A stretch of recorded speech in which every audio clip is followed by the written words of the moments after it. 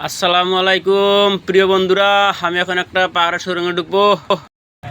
এই পাহাড়ি সুড়ঙ্গ রাস্তাটা পার হয়ে আপনাদেরকে আমি এক আনন্দনিক দৃশ্য দেখাচ্ছি, দেখার মতো জিনিস। দেখেন প্রিয় বন্ধুরা, এখানে দেখেন রাস্তার কোনো বেঁকা কুকা কাটার প্রয়োজন পড়ে নাই, সম্ভব হয় নাই। যখন সুড়ঙ্গের ভিতরে ঢুকে গেলাম, এই দেখেন আমার একটি সুড়ঙ্গের মেঘালয়ের রাস্তা, এটা একটা সুড়ঙ্গ দিয়ে যাচ্ছি। অন্ধকার, কিছু দেখা যায় না। এই যে সুড়ঙ্গের মধ্যে চললাম, এটা হলো সবচেয়ে বড় সুড়ঙ্গ, একেবারে পরিষ্কার একটা সুড়ঙ্গ দিয়ে চললাম আমরা। এখন এই যে সুড়ঙ্গ শেষ হয়ে গেছে গাইছের মধ্যে, এখন ফিরে আবার পাহাড়ি খারাপ রাস্তা প্রবেশ করবো। এই পাহাড়ের ট্রেনটা পার হয়ে একটা ব্রিজের উপরে উঠলাম। এখন ব্রিজ পার হয়ে এই দেখেন কি সুন্দর, এখানে রাস্তাগুলো একটু সোজা আছে। এই যে গাড়ি আসতেছে দেখা যায়, দেখেন কি আঁকা বাঁকা টার্নিং, দেখেন 20 মিটারের মধ্যে কত টার্নিং দেখেন করতেছি আমরা।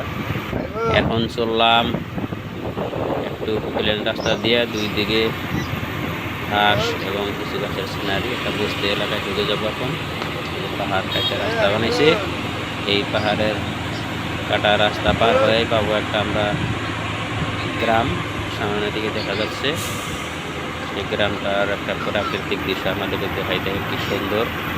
যে ছোটোখাটো দোকান ফোকার আছে, এর ভিতর দিয়ে ছোটো ছোটো বাইলেন রাস্তা গেছে ন্যাশনাল হাইরোড থেকে, খুব ভালো। এখানে আবার দেখেন বস্তির ভিতরেই আবার আর এক পাহাড়,